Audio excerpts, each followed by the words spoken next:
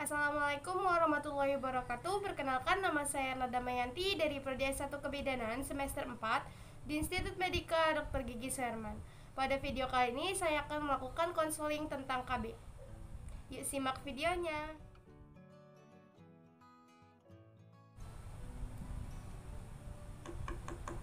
Assalamualaikum. Waalaikumsalam, silakan masuk, silakan duduk Mbak. Dengan Mbak siapa? Ica, Bu. Oh iya, baik Mbak Ica. Perkenalkan, saya Bidan Erma, saya pemilik BPM di sini. Ada yang bisa saya bantu Ibu? Jadi gini Bu Bidan, saya kesini ingin ber-KB, Bu. Kira-kira KB yang bagus itu yang mana ya, Bu? Oke, baik Bu. Untuk itu nanti saya jelaskan ya. Namun untuk keputusan atau nanti untuk masalah yang bagus yang mana, milih yang mana, itu nggak ada di tangan saya ya Bu. Bukan saya yang berhak untuk memilihnya, tapi Ibu yang berhak. Jadi semua keputusan itu ada di tangan Ibu dan suami. Kalau boleh tahu, umur Ibu berapa? Umur saya 23 tahun, Bu. Oke, 23 tahun. Alamatnya di mana ya, Bu? Grama Puri Persada, Bu. Oke, iya. Ini baru pertama kali KB kan, Bu? Iya, Bu, untuk pertama kalinya. Oke. Tapi sudah memiliki anak kan, Bu? Sudah, Bu. Oh ya. Umur berapa, Bu, anaknya? Umur 2 bulan, Bu. Oke. Jadi gini ya, Mbak. KB itu kan ada macam-macam. Ada KB pil, suntik, melalui kondom, IUD, terus juga ada implan. Nah, nanti saya jelaskan dulu ya Mbak macam-macam itunya. Setelah itu baru Mbak bisa memutuskan Mbak mau pilih yang mana. Tapi kalau sekiranya nanti ada yang kurang dimengerti, boleh tanya saya ya. Boleh menanyakan apa yang kurang dipahami gitu ya Mbak. Baik, Bu. Oke, jadi gini ya Bu. Yang pertama itu saya punya metode KB menggunakan kondom, baik kondom pria maupun kondom wanita. Yang kita ketahui kan, kebanyakan kondom itu untuk pria, tapi ternyata kondom juga ada untuk wanita Bu. Tapi emang sangat jarang digunakan, sangat minim ya penjualannya aja. Kalau kondom pria kan di Indomaret, di Alfamart itu tuh ada, tapi kalau untuk kondom wanita itu tidak ada. Kondom wanita itu adanya di apotek. Nah, kenapa kondom wanita nggak ada? Karena kebanyakan itu sulit digunakannya, karena kan dia kalau untuk kondom wanita itu dimasukkan ke dalam lubang vagina. Kok jangan Ibu pikir kondom wanita itu sama ya dengan kondom pria, beda ya. Kondom wanita itu ujung sama ujungnya itu ada cincinnya gitu. Jadi nanti dimasukin ke lubang vagina, yang ujung satunya, yang ujung satu lagi di luar, seperti itu. Nah, kalau untuk pria sudah tahu ya Bu ya. Nah iya sih, untuk KB kondom ini memang aman Bu, aman. Tapi kita perlukan ada kewaspadaan pada risiko-risiko tertentunya, karena kan kondom ini kebanyakan berbahan lateks. Nah, lateks itu bisa aja ada pada beberapa orang yang mengalami alergi lateks. Nah, jadi hindari kondom yang, kalau jika Ibu ingin menggunakan KB kondom ini, hindari yang berbahan lateks kalau memang ada alergi seperti iritasi kulit kayak gitu kan. Terus pilih juga nih kan, karena kondom banyak merek-mereknya, banyak macam-macamnya, maka pilih jenis kondom yang cocok untuk kedua pasangan, untuk ibu dan suami. Nah, setelah itu dalam penggunaannya itu hati-hati, karena kan aman, efektif bila pemakaian dan pencabutannya itu benar-benar dilaksanakan dengan benar gitu. Kalau sekiranya dicabutnya atau pemakaian yang nggak benar, otomatis cairan sperma itu bisa saja masuk ke vagina dan menimbulkan terjadinya kehamilan. Nah, seperti itu, atau bocor atau salah pakai kan bisa aja ya Bu ya. Nah, untuk laki-laki digunakannya dalam keadaan ereksi. Sebelum ereksi tidak boleh dipakai terlebih dahulu, dipakainya saat ereksi. Nah, itu untuk kondom. Nah, untuk yang kedua saya punya spermisida. Spermisida ini semacam obat gel yang nantinya tuh seperti, kalau kurang lebih seperti mikrolak, bentukannya seperti itu, yang nantinya tuh di obat ini tuh bisa membunuh sperma yang dalam berbentuk gel ya. Nah, tapi di sini kan ada kekurangan kelebihannya tertentu kan dalam ber-KB. Nah, di sini tuh untuk spermisida dilakukannya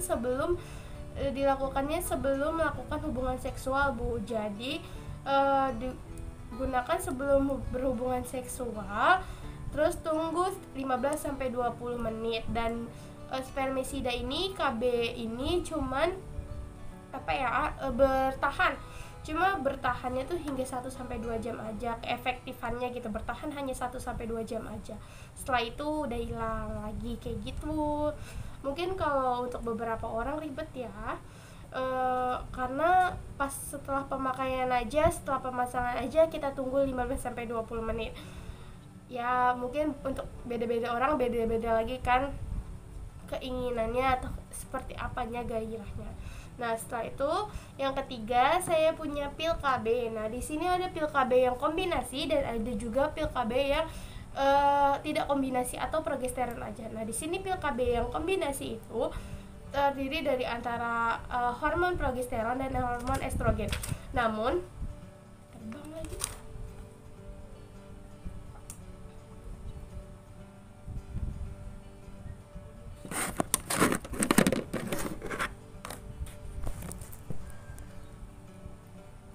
Nah, yang ketiga itu saya punya pil KB. Nah, pil KB itu terdiri dari 2 macam. Yang pertama ada pil KB kombinasi dengan hormon progesteron dan estrogen. Yang kedua ada pil KB progesteronnya aja. Nah, untuk ibu hamil, ibu menyusui kan, anak ibu baru berusia 2 bulan, otomatis ibu pasti sedang mengasih ASI kan. Nah, maka dari itu kita tidak rekomendasikan untuk ibu yang sedang menyusui untuk memakai KB yang ada progesteronnya. Yang ada estrogennya, karena estrogen tidak bisa untuk ibu yang menyusui gitu.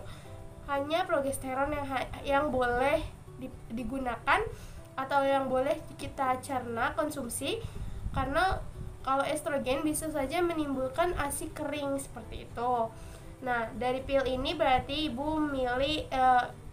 ibu cocoknya untuk yang pil tidak kombinasi atau pil progesteron ya. Nah, kalau pil KB ini digunakan setiap malam, dikonsumsi setiap malam, setiap hari dengan jam. Kalau efektifannya itu 90% sampai 95% itu jika pemakaiannya atau pengkonsumsiannya rutin di jam yang sama setiap malam, tidak sampai lupa seperti itu. Terus cara kerja hormon ini mengubah cara kerja tubuh dan mencegah kehamilan. Keefektifannya tergantung dalam kita meminum rutinnya. Nah, seperti itu kan. Nah, efek sampingnya juga ada beberapa efek samping nih dalam pil KB, yaitu ada meningkatkan tekanan darah, meningkatkan berat badan, terus juga kayak pusing, mual. Tapi dari beberapa metode KB itu pasti ada ya, Bu, efek sampingnya, tapi tidak terlalu begitu berbahaya. Nah, yang keempat saya punya KB suntik. Ibu tahu kan KB suntik? KB suntik juga terdiri dari 2, yaitu KB suntik 1 bulan dengan KB suntik yang 3 bulan. Nah, KB suntik juga ada 2 juga nih, kayak tadi yang pil KB. Ada yang mengandung kombinasi progesteron dan estrogen, ada juga yang mengandung hanya progesteronnya aja. Tapi yang KB suntik yang mengandung progesteron atau yang kombinasi progesteron dan estrogen itu, yang kombinasi terdapat pada suntik KB yang 1 bulan. Jadi untuk ibu yang menyusui tidak direkomendasikan, hanya direkomendasikan yang suntik KB 3 bulan karena hanya mengandung progesteron. Kalau untuk yang suntik KB 1 bulan, dilakukan 1 bulan sekali, sedangkan suntik KB yang 3 bulan dilakukan 3 bulan sekali dengan dikurangi 6 hari. Misalnya ibu suntik pertama itu tanggal 1, setelah itu suntik lagi nanti ini tanggal 1 bulan Januari, setelah itu ibu suntik lagi otomatis bulan Februari, Maret, April. Di April ibu suntik lagi, tapi bukan tanggal 1, kita mundurin lagi ke bulan Maret, kita mundur 6 hari. Nah berarti kayak di akhir Maret gitu, cuma tanggal berapanya nanti dihitung seperti itu. Nah untuk KB suntik ini ya efektif jika kita lakukannya jika kita melakukan kunjungan kembali untuk suntik KB lagi gitu. Kemungkinan gagalnya hanya mungkin biasanya sih disebabkan karena teknik penyuntikan yang salah. Jadi gitu Bu, kalau untuk KB yang suntik harus diulang lagi. Kalau lebih jangkau yang suntik KB 3 bulan ya kan, karena kita lakukan penyuntikannya 3 bulan sekali, sehingga kan pembiayaannya lebih dibutuhkan lebih sedikit gitu. Sedangkan KB yang 1 bulan kita lakukan pembiayaannya setiap sebulan sekali, seperti itu. Terus juga saya punya metode KB implan atau KB susuk yang biasa orang kampung bilang ya. Nah, KB susuk ini yaitu 1 batang putih yang dimasukkan di bawah kulit di lengan atas bagian kiri di sebelah sini. Nah, cara kerjanya itu dia dapat mengentarkan lendir serviks sehingga sel telur tidak bisa dapat terbuahi. Efektif untuk implan ini keefektifannya sangat besar ya, 98% sangat besar. Namun memang dia keefektifannya sangat besar dalam jangka waktu panjang 3-5 tahun bisa. Namun dalam pemasangan dan pencabutannya diharuskan dengan dokter atau dengan bidan yang sudah memiliki pelatihan khusus. Nah, tapi kita juga adakan beberapa yang takut karena pencabutan dan pemasangan implan itu perlu dilakukan pembedahan sedikit, karena kan kita memasukkan ke dalam di bawah kulit gitu kan, sehingga ada sobekan atau pembedahan sedikit yang bisa menyebabkan perdarahan, pembengkakan kayak gitu kan. Ya memang efektif sih, itu juga efek sampingnya bisa membuat pola haid yang tidak teratur, berat badan menambah, tapi itu semua tergantung pada kondisi fisik kita ya Bu. Setelah itu yang keenam, saya punya AKDR atau alat kontrasepsi dalam rahim atau yang biasa disebut IUD. Ibu tahu kan yang bentuknya seperti T gitu, yang bentuknya T yang dimasukkan lewat vagina lalu diletakkan di dalam rahim. Efektifnya tingkat keefektifannya itu sangat tinggi, tapi perlu kesepakatan dari suami dan istri karena takutnya akan terasa beda, akan terasa tidak nyaman gitu jika saat nanti melakukan hubungan seksual dengan suami istri gitu kan. Entah si ibunya ngerasa sakit, entah si bapaknya ngerasa sakit, itu semua bukan karena kontrasepsi ini, cuman hanya mungkin ada kesalahan sedikit seperti benangnya kelihatan gitu, seperti benangnya keluar, benang untuk mencabutnya itu keluar kelihatan sehingga mengganggu rasa nyaman dalam hubungan. Nah, seperti itu. Nah, yang terakhir saya punya alat kontrasepsi sterilisasi ya. Memang sih ini tidak direkomendasikan untuk ibu. Ibu gak mungkin kan pengen punya anak 1 aja, pengennya ada 2-3 lagi, ibu masih sanggup. Nah berarti untuk sterilisasi ini kayaknya ibu kurang cocok karena umur ibu juga masih muda, ibu masih sanggup punya anak 2-3 lagi ya kan. Ya tadi udah ada, berarti ada 6.